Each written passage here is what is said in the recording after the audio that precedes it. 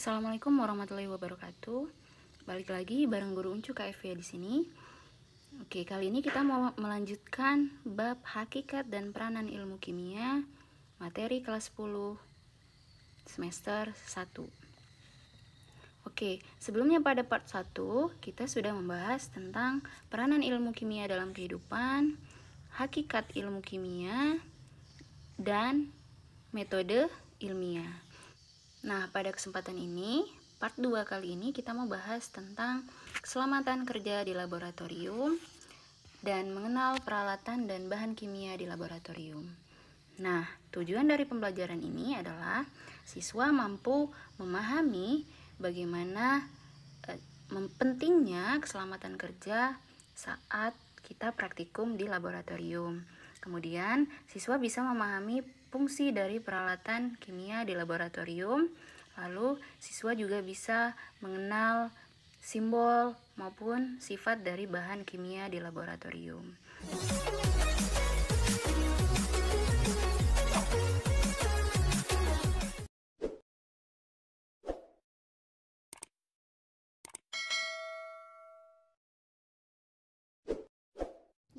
Subbab yang keempat, keselamatan kerja di laboratorium. Nah, yang pertama, kita harus menggunakan perlengkapan laboratorium seperti baju lab, masker, dan sarung tangan. Nah, kenapa kita harus pakai baju lab? Agar melindungi tubuh kita lebih lagi, karena kita sudah pakai pakaian biasa, lalu kita pakai lagi baju lab, gitu ya. Kemudian masker itu untuk melindungi kita untuk hidung kita untuk tidak menghirup ya bau-bau yang tidak baik bagi tubuh kita.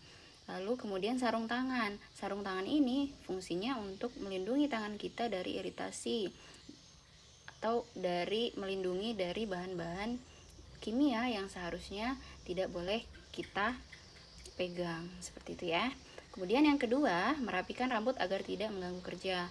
Nah, ini untuk mungkin kita yang rambutnya panjang, tidak pakai jilbab gitu ya, maka kita harus ikat rambutnya biar tidak mengganggu saat melakukan praktikum. Lalu kemudian untuk yang pakai jilbab, maka kita rapikan jilbabnya, jangan sampai mengenai bahan-bahan kimia gitu ya. Kemudian yang ketiga, berhati-hati saat menggunakan alat kaca. Nah, benar. Nah, peralatan di laboratorium kimia khususnya itu banyak sekali yang bahan dasarnya kaca, sehingga sangat rentan itu untuk pecah gitu ya. Maka kita harus berhati-hati karena alat-alat di laboratorium itu harganya itu tidak murah gitu ya.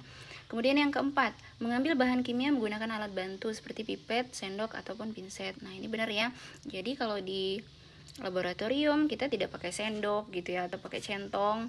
Nah, itu ada alat tersendiri untuk mengambil bahan kimia gitu ya, atau larutan, bisa bubuk. Nah, itu bisa pakai pipet, bisa pakai sendok sendiri ya, bukan seperti sendok makan ya, bisa juga pakai pinset atau penjepit. Kemudian yang kelima, mempersiapkan P3K. Nah, ini perlindungan jika misalkan ada hal-hal yang tidak diinginkan, misalkan kecelakaan kerja gitu ya, terkena lampu bunsen misalkan. Oke, yang keenam, segera membasuh dengan air mengalir ketika terkena zat kimia. Benar ya, jadi kalau misalkan ada kecelakaan kerja, tangan kita terkena zat kimia, mulai terasa gatal ya, segera ya, jangan ditunggu sampai gatal, tapi segera kita basuh dengan air. Kemudian yang ketujuh, tidak mencium aroma zat secara langsung. Nah, untuk mencium aroma zat dari zat kimia, bahan-bahan kimia, itu ada cara tersendiri, yaitu kita kipaskan gitu ya ke arah hidung kita. Nah, seperti ini ya. Oke. Nah, kemudian selanjutnya menjauhkan wajah kita ketika memanaskan zat kimia. Ya benar. Jadi cukup kita menjepit. Nah, misalkan ada nanti namanya tabung reaksi, kita jepit, itu penjepitnya kayu. Nah, cukup tangan kita aja yang mengarahkan tabung reaksi tersebut untuk ke arah lampu bunsen gitu ya. Jangan terlalu mendekatkan wajah kita. Yang kesembilan, mencuci tangan setelah selesai bekerja. Ini sebaiknya dimanapun itu ya, setelah selesai bekerja kita mencuci tangan dengan sabun gitu. Kemudian yang ke-10, menetralisir tubuh dengan meminum susu gitu ya. Ini efeknya sangat baik bagi tubuh kita ya, supaya kalau misalkan ada zat-zat yang kita hirup lewat hidung kita itu mungkin akan nyangkut di tenggorokan ya, jadi akan berasa kemudian masuk ke paru-paru. Nah itu bisa kita netralisir dengan cara meminum susu setelah keluar dari laboratorium. Oke. Nah, sebab yang kelima adalah peralatan dan bahan kimia di laboratorium. Yang pertama kita bahas tentang peralatan kimianya ya. Nah, di sini ada bahan dasarnya dulu. Ada tabel. Pertama, bahan dasar dari alat itu yang gelas. Ini banyak ya. Nama alatnya yang pertama ada gelas kimia. Nah, seperti ini gambar dari gelas kimia. Oke. Fungsinya apa sih ya? Fungsinya bisa tempat mereaksikan bahan kimia ya, bisa mencampurkan dua larutan, menempatkan larutan dan menampung bahan kimia. Menampungnya bisa berupa larutan ataupun padatan. Kemudian yang kedua itu ada namanya Erlenmeyer. Erlenmeyer seperti ini ya bentuknya. Nah, Erlenmeyer ini fungsinya apa? Tempat mereaksikan bahan kimia. Ya, jadi bisa satu Erlenmeyer berisi suatu larutan, kemudian dimasukkan ke dalamnya larutan lainnya. Itu mereaksikan ya. Menempatkan larutan yang akan dititrasi. Nah, nanti Erlenmeyer ini berada di bagian bawah pada proses titrasi yang berisi larutan yang akan dititrasi. Kemudian wabah media pertumbuhan mikroba ya. Jadi ini bisa jadi media pertumbuhan mikroba di dinding-dindingnya ini ya. Oke, itu untuk Erlenmeyer. Kemudian ada apa lagi sih? Ada pipet gondok. Pipet gondok, gondok itu kan artinya melembung ya, gitu ya. Jadi ini pipet yang di tengahnya itu menggelembung seperti ini. Nah, kemudian pipet ini ada ukurannya ya, berapa mili gitu. Nah, fungsinya mengambil larutan dengan volume tertentu karena sudah ada takarannya, ukurannya, dan mempunyai ketelitian lebih tinggi daripada gelas ukur gitu ya. Kemudian labu ukur. Nah, labu ukur itu bentuknya dia seperti Erlenmeyer tapi dia lehernya lebih tinggi gitu ya. Nah, fungsinya apa? Fungsinya adalah mengencerkan larutan dengan volume tertentu dengan ketelitian tinggi gitu.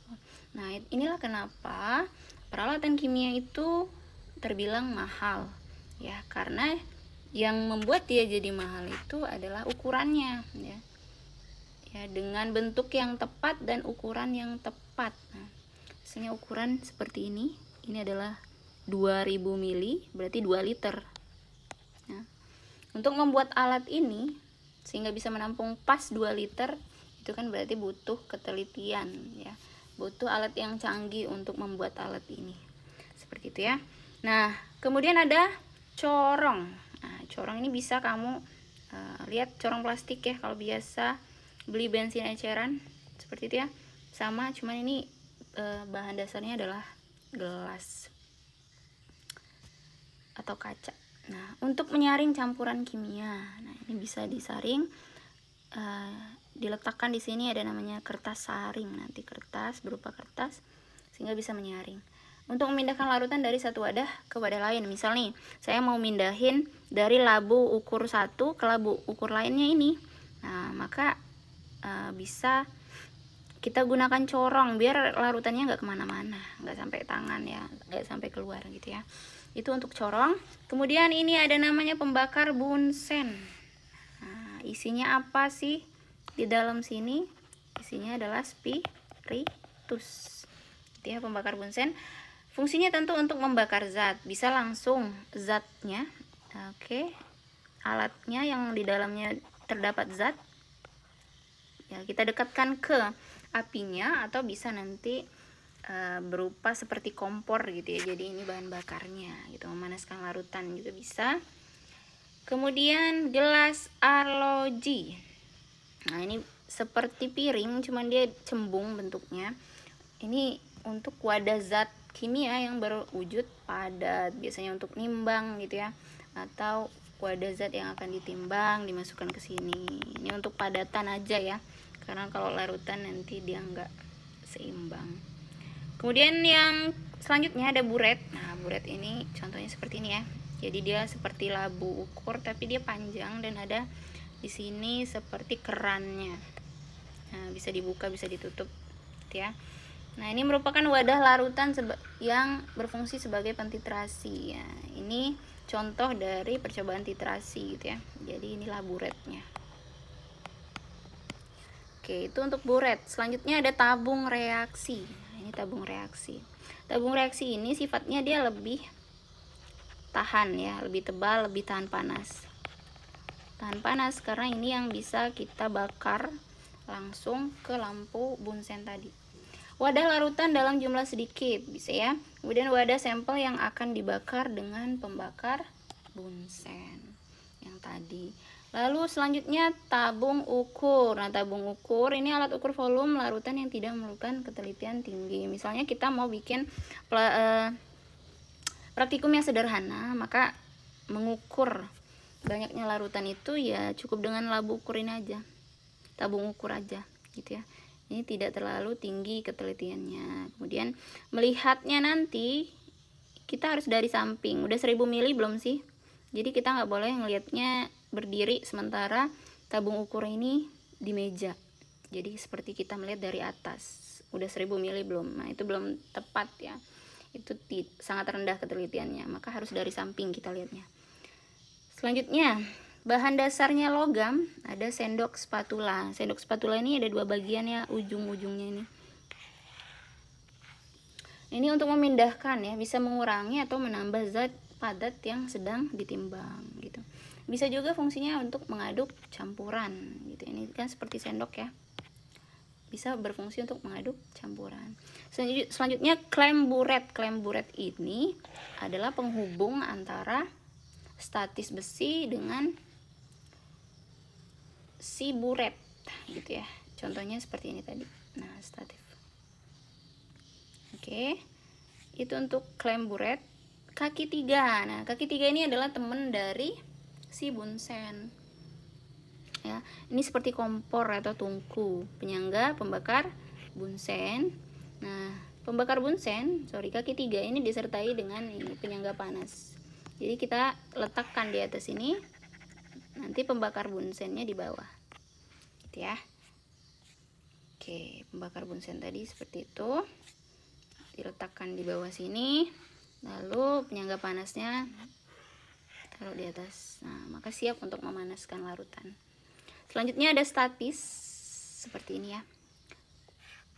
Nah, ini penopang dia, penopang buret. Nah, pada proses titrasi. Setelah itu yang berbahan plastik. Nah, ini yang paling sering digunakan adalah pipet tetes. Fungsinya untuk memindahkan larutan tetes demi tetes gitu ya. Jadi misal kita mau mindahin larutan, kita mau mengambil 5 mili atau 100 mili larutan kimia, kemudian ternyata belum sampai 100 nih, kita lihat dari samping. Maka bisa kita tambahkan tetes demi tetes larutan tersebut menggunakan pipet tetes ini gitu ya. Caranya dipencet, ambil larutannya, kemudian kita pindahkan, lalu dipencet lagi ya. Oke. Lalu plastik lainnya, botol Regan. Ini botol yang biasa untuk bahan kimia ya, wadah dari bahan kimia banyak. Contohnya aja kalau yang sering kita pakai Aquades ya, atau H2O nya, airnya, air murni, itu menggunakan botol Regan. Lalu yang berbahan dasar kayu, ada penjepit dari tabung gitu ya. Nah, ini penjepitnya. Nah, awalnya kita jepit seperti ini ke tabungnya, lalu tabungnya bisa kita panaskan seperti ini ya. Nah, kalau memanaskan tabung reaksi dia nggak perlu kaki 3, jadi langsung ke bunsen ini ya. Fungsinya tentu menjepit tabung reaksi saat pembakaran tuh. Oke, lalu ada apa lagi? Nah, ngomongin tabung reaksi ya dari tadi, maka ada raknya nih. Raknya yang simpel itu yang berbahan kayu seperti ini. Jadi bisa kita masukkan, karena tabung reaksi itu kan ujungnya ini bentuknya oval. Ya tidak mungkin dia bisa berdiri sendiri gitu ya, maka kita butuh raknya, kita masuk ke sini. Gitu ya. Setelah kita panaskan bisa kita masukkan ke dalam sini. Itu fungsinya. Bisa juga setelah kita cuci, kita masukkan ke dalam sini biar airnya keluar ya, biar bersih. Seperti itu ya. Oke. Selanjutnya ada porselen ya.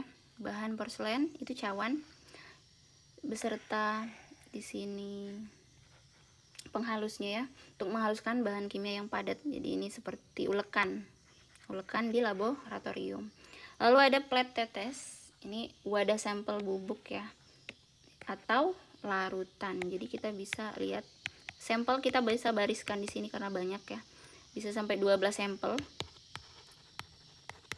Nah, kalau kita mau bandingin tuh perlakuannya, kita masukkan ke sini. Misalkan 1 garam, 1 gula. Gimana nih kalau kita teteskan larutan A? Ada nggak perubahan warna yang terjadi itu ya? Nah, maka pakai plat tetes untuk sampel yang banyak, kita bisa lihat hasilnya secara langsung ke 12-12-nya atau 1-2-3-nya gitu ya. Oke, itu untuk peralatan kimia di laboratorium. Kemudian untuk bahan kimia, kita harus mengenali simbol dan sifat dari bahan kimia di laboratorium. Nah, seperti halnya kan kita baru nih masuk laboratorium, kita nggak tahu itu sebenarnya bahan kimia apa gitu ya. Itu boleh nggak dipegang, itu gimana gitu. Maka kita bisa lihat dari wadahnya gitu ya. Di wadah itu ada simbol-simbol seperti ini gitu ya. Bisa yang pertama, misalkan simbolnya korosif kata dia. Korosif, lalu ada gambar seperti ini. Nah, kelihatan kalau larutan ini tumpah ke tangan kita, daging kita bisa melepuh gitu ya. Bisa kelihatan tulang, bisa kemakan dagingnya. Itu bersifat korosif gitu ya. Korosif artinya bahannya bersifat keras yang bisa membuat kulit kita mengelupas. Ini simbol pertama. Kemudian simbol yang kedua bisa seperti ini ya, nyala api gitu ya. Maka ini namanya oksidatif atau mudah terbakar. Maka jangan dekatkan api ke bahan tersebut, begitu, karena sifatnya mudah terbakar. Contohnya nih bahan kimia yang sifatnya korosif, bisa larutan H2SO4 yang bersifat asam kuat ya. Kalau nggak tahu H2SO4, dia air aki gitu ya. Nah, kita nggak berani kan megang air aki. Lalu sifatnya oksidatif atau mudah terbakar, dia bisa logam ya, logam-logam, misalnya natrium gitu ya. Kemudian eksplosif, mudah meledak. Nah, bisa misalkan ada suatu zat, contohnya logam misalkan natrium tadi, kalau kita bakar tanpa wadah berupa tisu di atas air gitu ya, harus ada air kemudian ada tisu, baru bisa kita lihat nyala apinya dengan cara membakar. Kalau kita nggak pakai wadah air lalu tisu itu tadi, maka yang terjadi dia meledak-ledak gitu, seperti meletup-letup gitu ya. Kemudian selanjutnya nih, toksik, bahan beracun. Bahan beracun itu berarti bisa menyebabkan kematian gitu ya. Ini simbol yang bisa dipakai juga kalau misalkan ada bom gitu ya, ada ranjau seperti di film-film. Itu berarti sifatnya ada menyebabkan kematian. Lalu seperti ini ya, seperti kipas, ini sifatnya radioaktif atau bahan yang mudah meluruh. Kemudian simbol X itu berarti bahan iritasi, dapat menyebabkan gatal di kulit. Nah, itulah kenapa kita idealnya masuk laboratorium itu ya, melakukan praktikum itu harus menggunakan peralatan lengkap ya, dari tadi jas lab, kemudian masker, lalu ada sarung tangan. Nah, kemudian yang simbol terakhir nih yang sering kita lihat adalah berbahaya bagi lingkungan gitu ya. Maka jangan dibuang sembarangan bahan tersebut. Misalkan jangan dibuang dalam pot bunga, atau jangan dibuang ke sawah gitu ya, jangan dibuang di sungai. Nah, kalau di pot bunga berarti nanti bunganya akan bisa layu atau mati. Kemudian kalau di sawah padinya akan mati ya, kemudian menyebabkan airnya tidak bagus gitu ya. Kemudian kalau di sungai ikannya bisa kembung mati gitu ya. Nah, sampai pada subbab terakhir ini, jika memang ada pertanyaan ya dari anak-anakku semuanya, boleh ditulis di kolom komentar. Nah, kemudian untuk yang terakhir, tentu saja tidak lengkap kalau kita tidak evaluasi pembelajaran bab pertama ini ya. Maka di sini ada penugasan. Penugasan untuk bab pertama ya, bab hakikat dan peran ilmu kimia dalam kehidupan. Yang pertama, carilah minimal 5 produk yang kamu gunakan dalam kehidupan sehari-hari dan tuliskan bahan kimia yang terkandung di dalamnya. Misal nih, kamu gunakan sampo. Sampo kamu selalu gunakan, bahan kimianya apa di dalam situ. Kemudian misalkan ada pupuk, karena bapakmu adalah petani ya di sawah, ada pupuk, bahan kimianya apa. Kemudian yang lainnya minimal 5 gitu ya. Kalau ada lebih dari itu ya berarti bagus. Kemudian yang kedua, tuliskan manfaat atau fungsi bahan kimia yang kamu tuliskan itu gitu ya. Misalkan bahan kimia ada garam ya, NaCl. Kemudian di dalamnya terkandung iodium. Nah, iodium itu fungsinya apa? Ternyata fungsinya untuk mencegah penyakit gondok gitu ya, untuk mempercepat pertumbuhan kita mungkin gitu ya. Nah, itu yang dimaksud dengan manfaat atau fungsi dari bahan yang kamu sebutkan pada soal nomor 1 gitu ya. Jadi 1 dan 2 ini berhubungan ya. Kemudian yang nomor 3, setelah mempelajari bab ini, tuliskan pendapatmu tentang mengapa kita harus belajar kimia gitu ya. Nah, berarti kan bab pertama ini bab perkenalan tentang kimia. Kenapa kita harus lanjut belajar kimia gitu ya. Oke, itu sekian untuk bab yang pertama. Mungkin bisa kita bahas lebih detail pada kesempatan selanjutnya. Sekali lagi, kalau misalkan ada pertanyaan, silahkan tulis di kolom komentar. Oke, sekian ya. Terima kasih. Wassalamualaikum warahmatullahi wabarakatuh.